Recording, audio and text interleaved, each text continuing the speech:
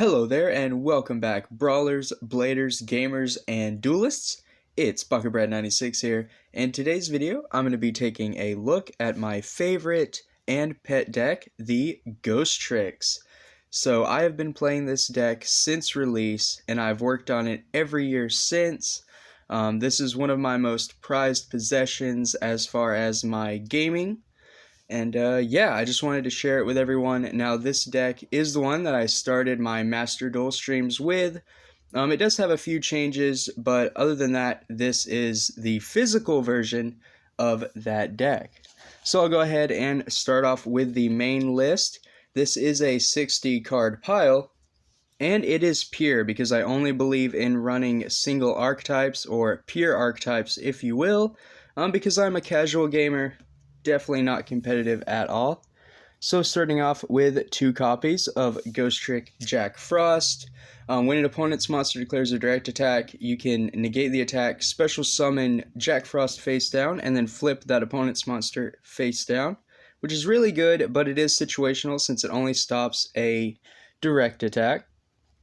Next up is 3 copies of Ghostrick Lantern.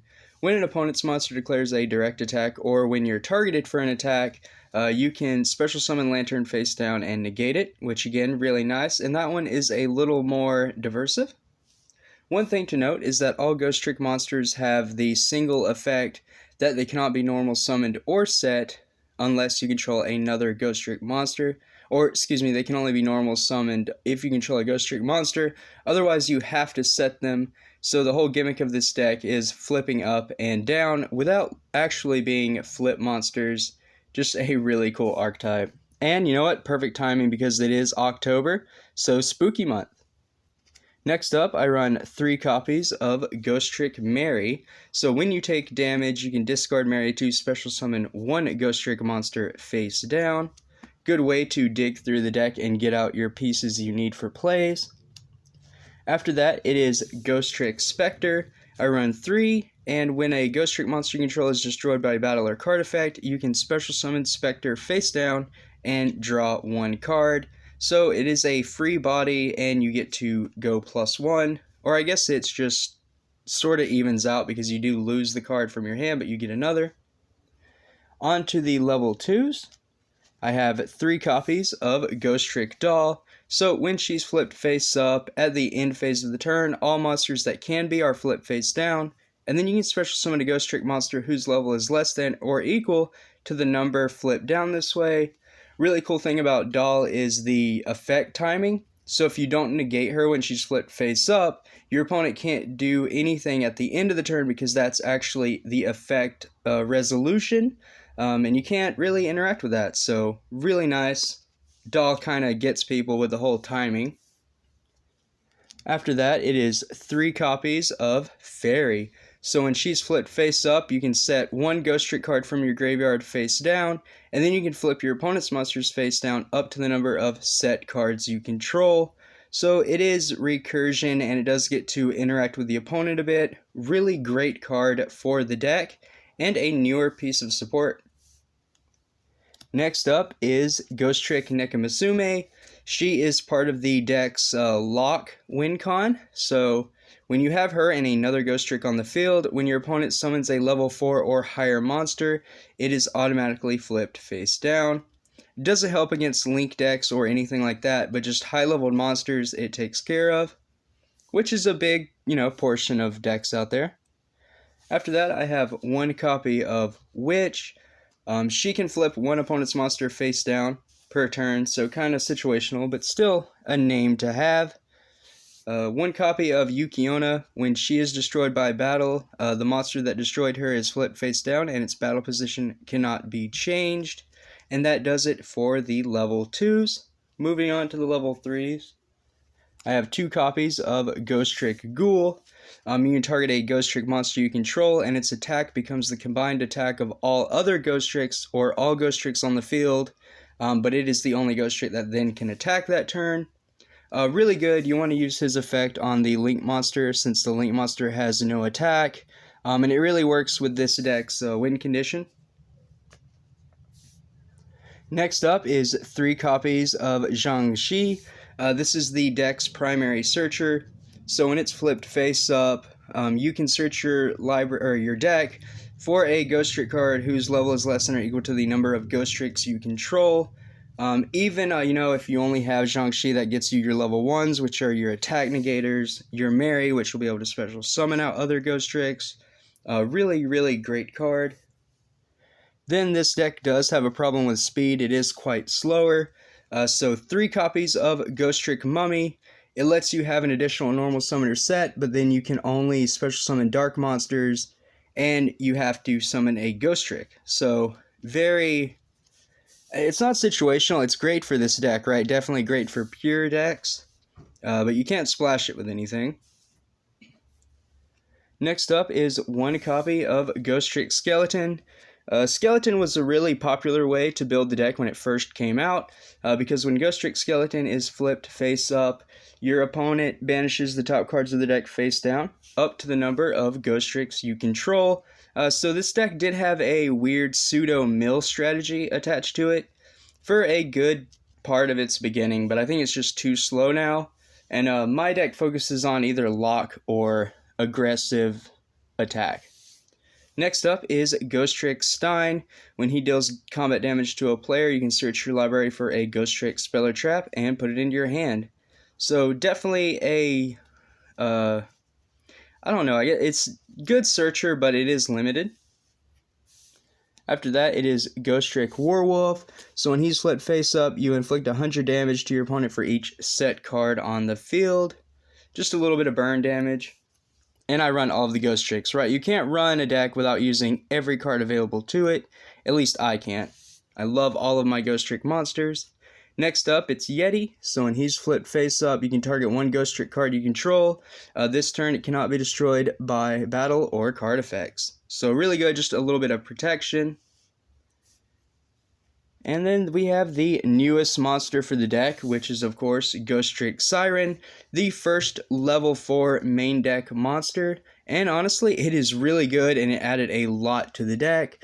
So when you summon this card, I believe, if this card is normal summoned or flip face up, you send the top 3 cards of your deck to the graveyard. And then if you hit a Ghostrick, you can add a spell or trap, or flip 1 effect monster your opponent controls face down. So this is really good. It does get us cards in the graveyard for all of the recursion from our XYZs. And it also gets us access to our field spells, which, for those of you who don't know, the Ghostrick field spells are what the entire deck pretty much runs around. And I'll go ahead and get into those now. So for the spell lineup, obviously, we are going to I run 3 copies of Ghostrick Mansion, arguably the most crucial field spell. Monsters cannot attack face-down defense position monsters, but can attack directly if all monsters their opponent controls are face down. And then effect damage and battle damage inflicted by monsters other than Ghostrick monsters is halved. So very powerful. This keeps all of our face-down Ghostricks from being destroyed at the cost of direct attacks, which that's how you trigger your Jack Frosts, your Lanterns, your Marys, and all of your level 1 hand traps. After that, I run 1 copy of Museum. Same thing, monsters cannot attack face-down Ghostricks. Monsters I control cannot attack but Ghostricks. And then at the end of the damage step, any monster that inflicted battle damage gets flipped face down. So this is really good against opponents that are attack heavy. Next up, it is Ghostrick Parade, which I don't know, this is probably the first field spell you want to see, and then second, you want to see Mansion, definitely. Monsters cannot attack face-down defense position monsters, but they can attack directly if all monsters your opponent controls are face down, which that is, to all the field spells. And then it gets interesting, right? Your opponent takes no damage, and when an opponent's monster declares a direct attack, you can add 1 Ghostrick card from your deck to your hand.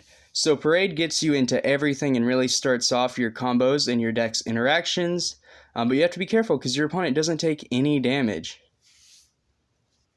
After that, the only normal spell that the archetype has, as of recording this video, is Ghostrick Shot, and it is a powerhouse for the deck, because it speeds us up a little bit, you get to special summon one Ghostrick monster from your hand or graveyard, and then you can change one face down Ghostrick monster you control face up attack position.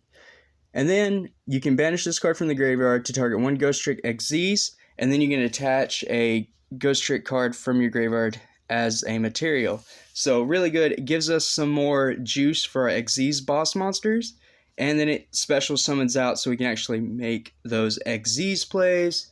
Because as a control deck, this is also an XZs era deck, and all of our boss monsters are those.